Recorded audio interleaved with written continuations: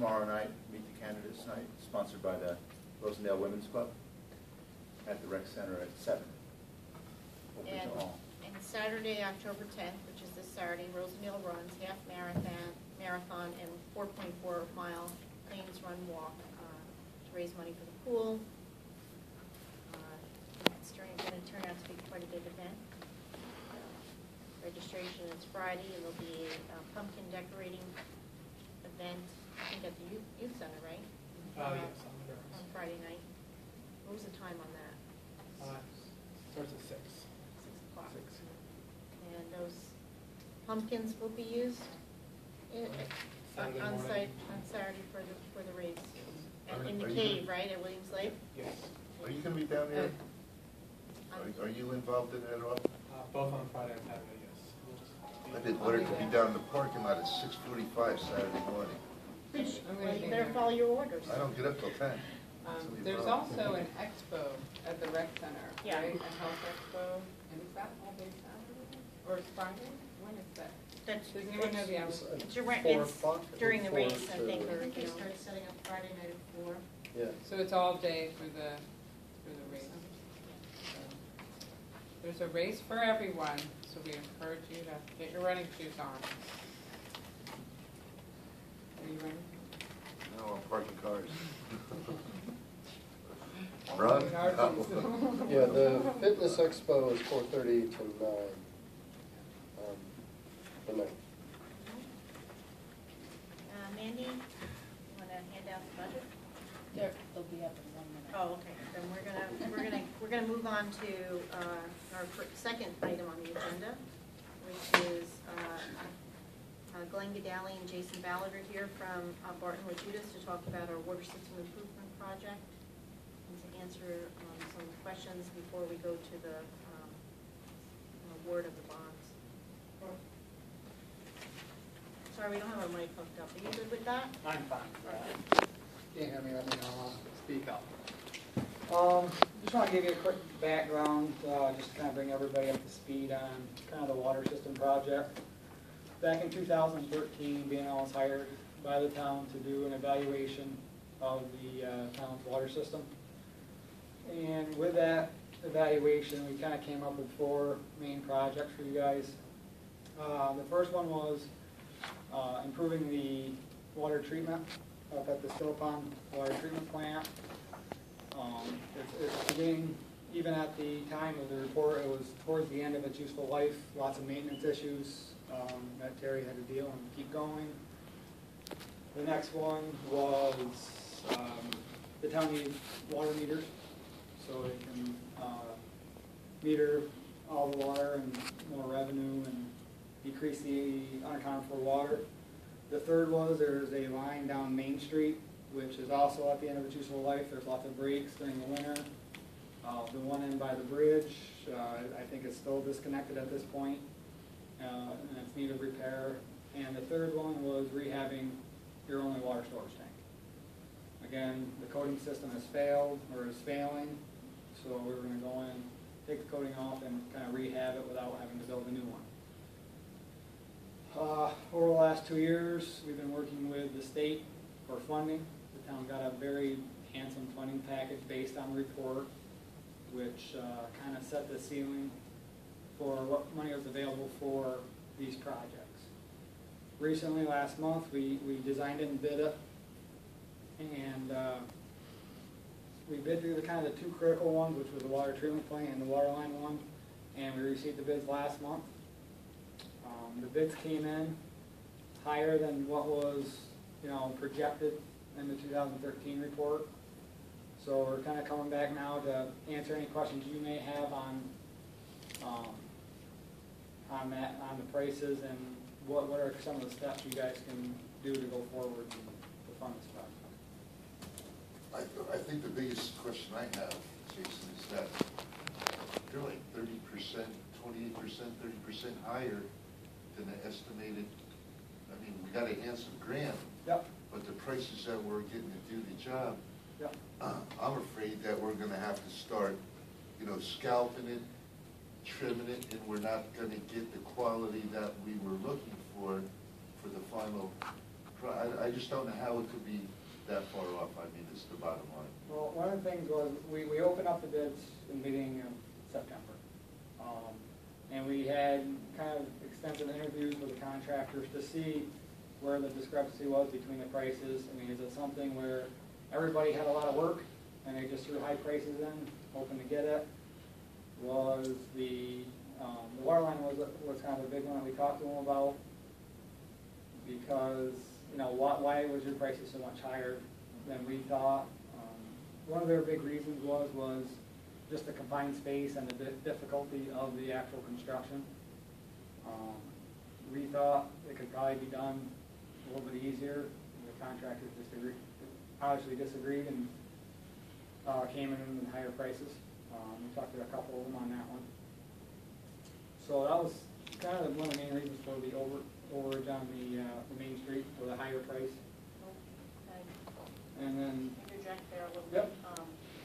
Jason and I have had several conversations about this. One of the things that the contractors were concerned about was about $100,000 increase on the price because of the manpower involved in managing those traffic. yes. And Jason and I talked about possibly closing the road to through traffic and only keeping them open to local traffic, which I think they came back and said they'd take $100,000 off that price if we were to do that. So we would have to check with DOT, but I think that that's something we should explore. Yep. That would make a significant difference, and they were concerned about having to keep the job so tight in order to let traffic get through too. Well, we estimated it at roughly what we said, 900,000, and these bids are coming in 1.2 million, and the highest was, I think, 1.7 million. Yep. I mean, even if we take 100,000 off, Yeah. it's quite a distance from the projected figures we had and the grants that we received to get it all to come together. The other thing was the repaving of the road, right? That's right. Can you explain that, please? Yep. As part of this, we didn't really account for it during the PER, because a lot of times when we do the water main, we just patched the trench that we put it in. And as we really got into the design, and with all the existing utilities going down Main Street and going off to the many services, you're gonna get like a quarterly effect down that, and it'd be a rough trip down. So one thing that we added to the design was we bring the trench up to the existing surface, mill it down 1.5 inches, and then top it from curb to curb, so you don't have that kind of quarterly effect. But that increased the bid. That increases the bid. Yes, in the original estimate, did you assume that the sidewalks were going to be reconstructed as they were with the same details, the blue stone and the brick and all of that? Well, we went and looked at it and said, okay, we're gonna replace this amount of panel, and did a kind of a linear foot cost for the panels and services. But the question, I think Jen's My question is, were you planning on replacing exactly what was existing, the bluestone egg curb Yeah. and brick detail? Okay, so that was in the original. I'll just address Councilman Ryan's point. Our charge, if you will, is to deliver what the town asked us to do. So I understand what you're concerned about cutting things, but the line has to be replaced, the road has to be repaved, the filtration plant is beyond its useful life. So Jason will expound on it, but we've gone back to the funding source to talk to them. They still have money at 0%. I realize that, but, and forgive me, I'm trying to No, think go the ahead. best way, that when we implemented this whole idea of Mhm. the stages of repair, what we were gonna do first, Yeah. what it would involve, I would assume that we all knew right from the get-go what our needs are for the town. I realize that there's money that will be allotted to us at 0%, but it's still gonna fall back to the taxpayer. This is one true. way or another, so we're not doing a big benefit there. And, we're kind of stuck between either we shave the quality of the work that we get in our end product and really not gain anything, or take the money and it's gonna have to fall back on taxes, I guess. Well, let me just, I- we aren't gonna cut the project back because we have no choice. The project needs to be done. I mean, Terry can tell you, the filtration plant is on its last leg. There's no more repairs. It has to be replaced. Also remember that replacing that is getting rid of the unpotable water source that we have, which is our secondary source. People can't even use. So that's twofold. Second of all, if of course, all these questions have been going on for the last few weeks, and we want to make sure that the board and the public understand the steps that we've gone through to find out all this stuff. Of course, immediately, very concerned. The numbers are very high, much higher than we anticipated. How could that possibly happen? We keep seeing that, over and over with all projects, unfortunately. But, immediately, Terry contacted the health department, Jason, we go out and say, what else can we do, And what's reassuring to me is that EFC has come back and said, we will fund the remainder of the project, and that the increase is approximately, I think it was $29 per user. So I think that is still annually, excuse me, annually. And so $29 increase annually is really a small number, and that's where Jen's gonna come in. Well, no, I want to basically second what Jeannie's saying, because this work does have to be done. I mean, essentially, it's expectations. We had expectations at the beginning of this process that it would cost something, and so, we weren't prepared, mentally for this, but the project does have to be done, no matter what, and unfortunately, this is like a national phenomenon of water and sewer infrastructure all falling apart at the same time, extremely costly to fix. Many towns can't fix their infrastructure. We were incredibly fortunate to get the funding to do this. And we've been aggressive to get it. Yes, and quite honestly, if we think about it, so $29 a month. A year, right, sorry, a year. That's, a few dollars a month. Many of us buy a bottle of water, it's what, $1.50? A lot of people do, it's like you have to put it in perspective. We go out and we buy, this is what we need, clean water in our homes. Let's spend it to get what comes through our tap fixed, rather than going out and buying bottles of water. And I take your point, Bob, and my initial reaction was exactly yours. How could this possibly happen? I'm concerned. I'm not sure if this, are we headed down the right path? How did, let's be honest, the engineers not get this right? So, but then, when I look across the board at all the things we're doing, it seems like typically projects are costing more than people are anticipating. And I think that that's about, sign of the times in some ways, what does it cost to get our projects done is more than we anticipate. But I'm relieved to hear that EFC, to me, this is the good news, is that they are willing to come back, guarantee us the additional money that we need at zero interest, and the impact to the users is still fairly small. And I feel good about that. I hope if you guys have any other questions, this is why these guys are here, because this was unexpected. We wanted these guys to come back and give an opportunity to talk about where we're at. Well, one quick thing, I just want to give you guys kind of how do we estimate projects? We have, we have books that tell us how much a crew is worth, and it's called means, that helps us reference that.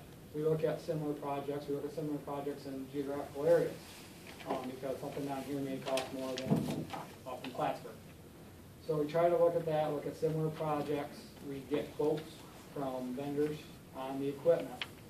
And from that, we say, okay, how is this going to get done? Okay, they can bring in a train. It's going to take X number of people, X number of hours to put it in. And one thing you may see is there's always a wide range of bids coming in through contractors. everyone has a different method of how they're gonna install a piece of equipment. Or I think I can probably figure out something that's gonna take a day and a half to get installed, someone get it in a day, some, it may take them 5, and that's why they're higher versus lower.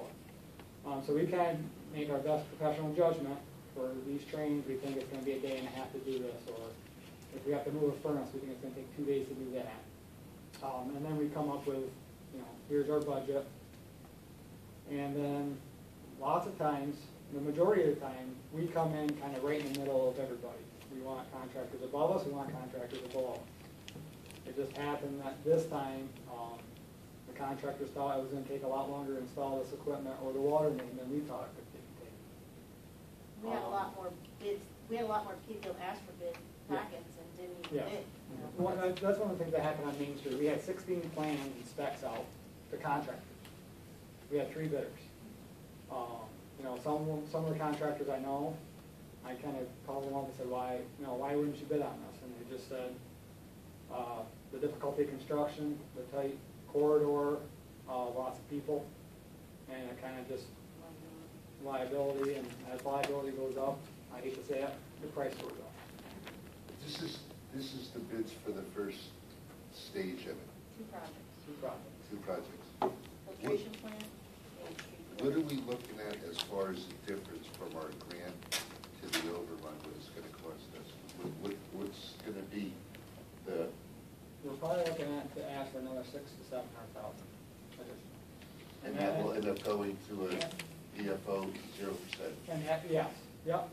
When we talked to them, they kind of set a large chunk aside for us, just because we were still reviewing this and trying to figure out how we could shave some costs, however, without compromising anything up at the treatment plant. Because the treatment plant's kind of the key. That's kind of That's the nucleus of the, exactly, and there's really nothing to cut there. So there's some stuff to cut on the water line if we needed to, doing the detour.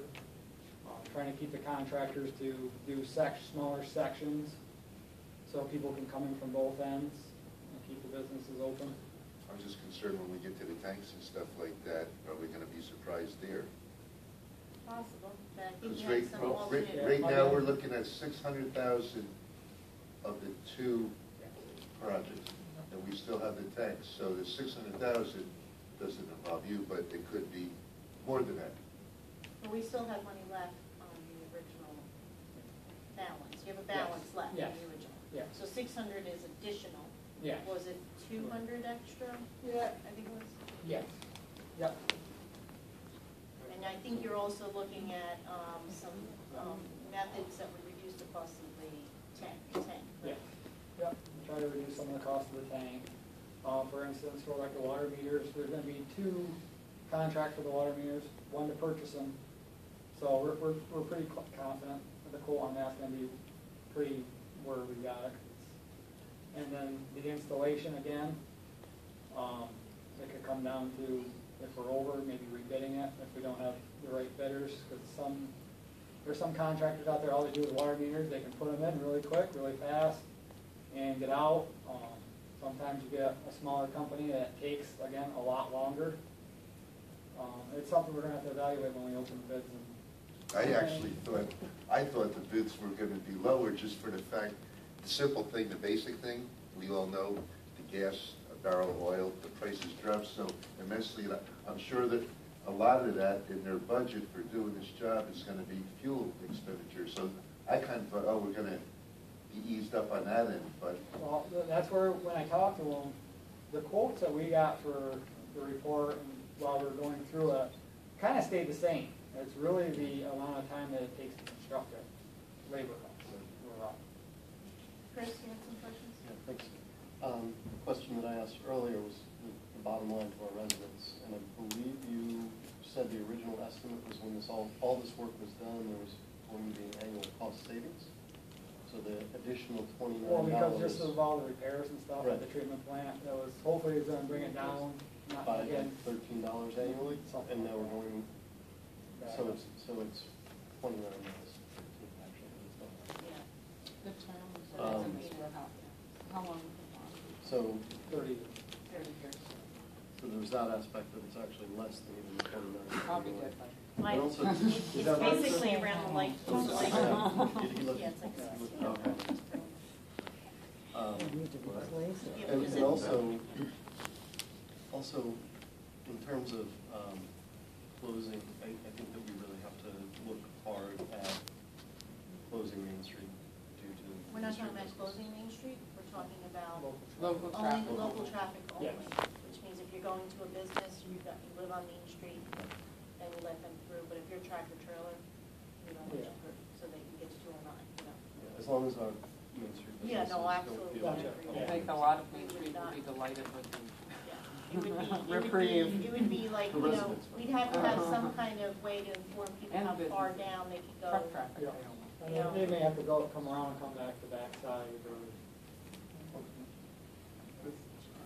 But Just had a couple remarks to make. We have a number of other projects we're working on in the Hudson Valley. Things have just been very volatile and surprising. You know, we recently went out to bid in the town of Fallsburg in Sullivan County for recoating of a couple of tanks. Which is similar to this. And the bids came in so low that instead of doing one tank, they're doing two tanks. And it was a company we've worked with before, it wasn't a fly-by-night group. We've had sidewalks that have come in right on the money and also high numbers. So I don't know if it has to do with, you know, companies that are working at the casino in Sullivan County and, you know, so they're busy, or what the issue is, but it's been very volatile. But the good news, if I could say, is that Jason's familiar with two of these contractors, and they've done really good work for other municipalities. So it's not like you would be working with an unknown quantity. which is always my concern. I mean, the quality of work is, to me, the most important thing, because if you're gonna spend money, whether it's more than you expect or not, we don't wanna have to go back and do things over. That's right. So that's, to me, the most important thing, is that we have the quality of work. So can I ask the two companies, is it one that's doing the main, the water main, and the other is? We have, We're gonna go over the bids tonight. yeah, there's 4 contracts altogether. There's a general construction for the water treatment plant, there's an electrical component contract, and a mechanical contract. So there's 3 just for the treatment plant, and then there's 1 general for the water. Jen, if you open your packet for the authorization of the report, you're gonna see on the 3rd page is the, Okay. these are the bids. The electrical, I think, if I'm correct, the numbers was ranged from 79,000 to 125,000? 150. 150. 78 to 150. And this was the lowest, but there were several that were, 3, I think, that were really close to each other, kind of in the middle. And I worry about that. Jason's already got my take on that. I worry about when somebody's too low also, because But if there's a spec sheet that they're reading and the quality's the same, right? it's about the inspection. As the inspection's happening, they have to make sure the work's being done as planned. And they will be on site to make sure that gets done. Are we going through these, or should I ask your question? You ask any questions, because we're gonna do this resolution tonight to get this project I'm just, on. so is the extra work allowance, that just a hedge in case something That's goes wrong? usually on any retrofit projects, you always run into smaller issues. Yeah. You know, we gotta repipe this a little bit. So it's your uncertainty buffer? Yes. Okay. And, you know, we would have to accept the bids as is, and then if there's any change orders, in fact, afterwards. So you have, you'll see the Main Street, water main improvements contract, and then the Still Pond has three different, sections. One is for the general construction, one is for the electric, and one is for the mechanical, which is mostly plumbing, I think, right, or some of the Yeah. venting, ventilation, The stuff. ventilation, the furnace. Yeah. So, that's how it was bid out, and those are the lowest bids. I do think that one of the questions we had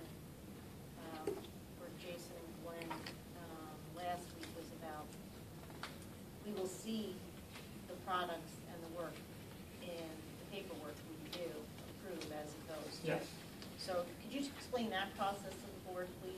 Sure. How you oversee what they're purchasing? and what they're doing? Yep, so, I'm not sure if anyone's seen our spec book, it's about 2 inches thick, that goes through and specs out everything down to a light switch to the filters, and skids, to the pressure gauges.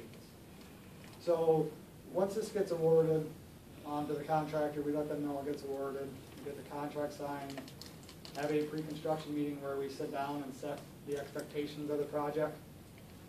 And then, once that goes, they start sending in, we call them submittals, the cut sheets of every piece of equipment that's gonna get installed. We then take that, verify it to the spec book that it matches, and then, once we approve it, they order it.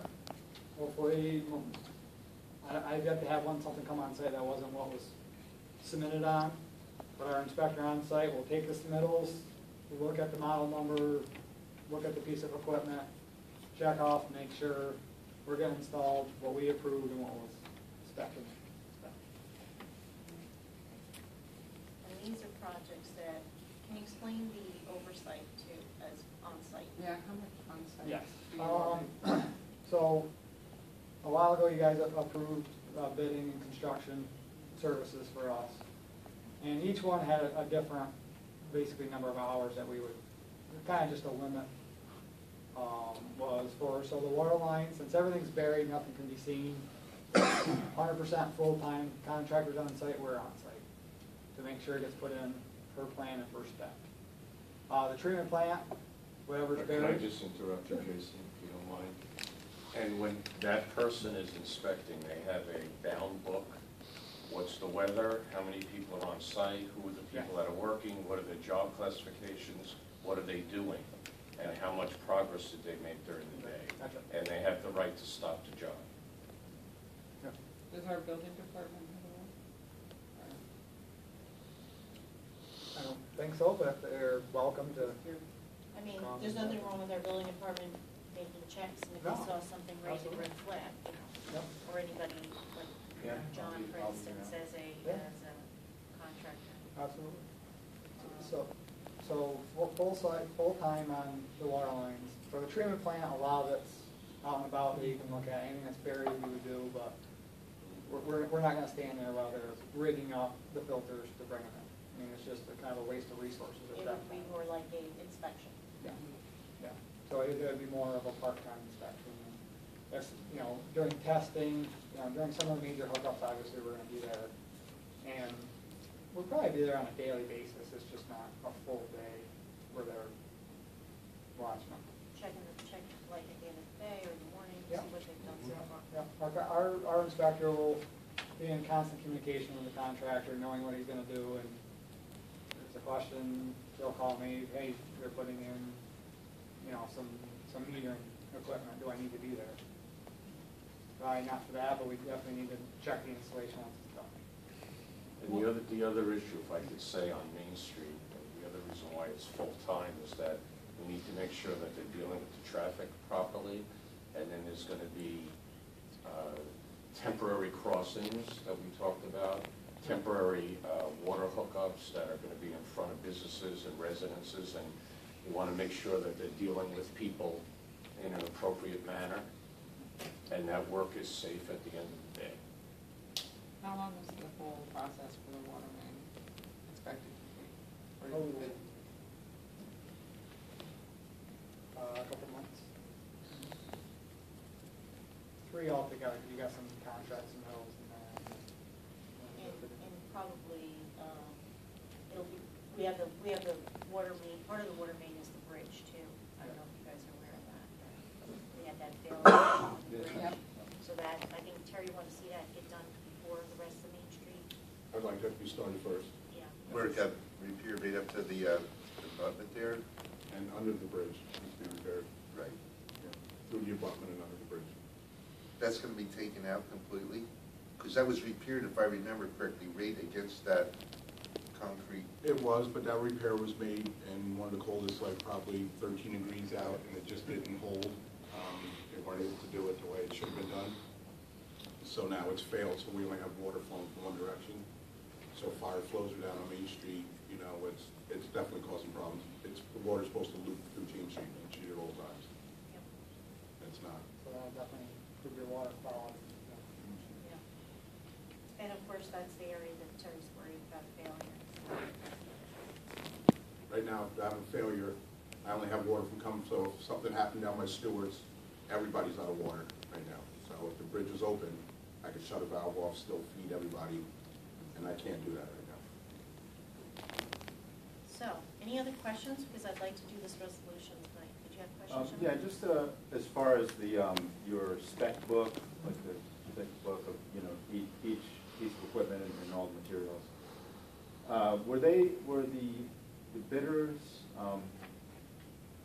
did you give them any counsel on where they can price out, like some things that I'm sure really esoteric items? Well, most everything, there's gotta be an or equal to it.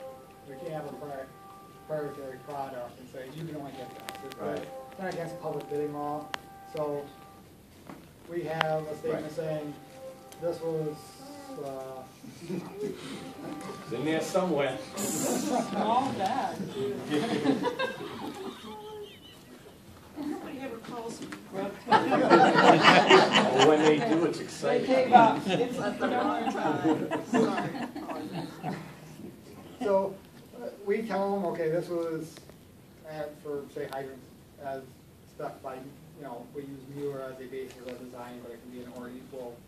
And then if they do come in with an or equal, we're gonna make sure that matches the performance of the spec. Right. So in their bidding, did they consult you at all for? No, not really. Usually they ask where they like the filter trains. They're like, who was your contact rep when you were specing it out? And we gave them that. So. Now, we'll run into a different issue though when we do the meters, because we can be specific about which meters we run, right? There's still gotta be an or equal, but they gotta meet the intent of the spec. So Okay. a lot of times you might just start as tight or as loose as you want. But they can put in for an alternate or a substitute. I see. And then, but that's our job to review it and make sure it actually meets the spec. Okay. Anybody else? Let's do Resolution 10-2015-1. Authorizing the award of Main Street water main improvements, contract number 1, general construction and Still Pond water treatment plant improvements. Contract number 3A, general construction, contract number 3B, mechanical construction, and contract number 3C, electrical construction. Whereas the town of Rosendale is owner of Main Street water main improvements, contract number 1, general construction, and Still Pond water treatment plant improvements, contract number 3A, general construction, contract 3B, mechanical construction, contract 3C,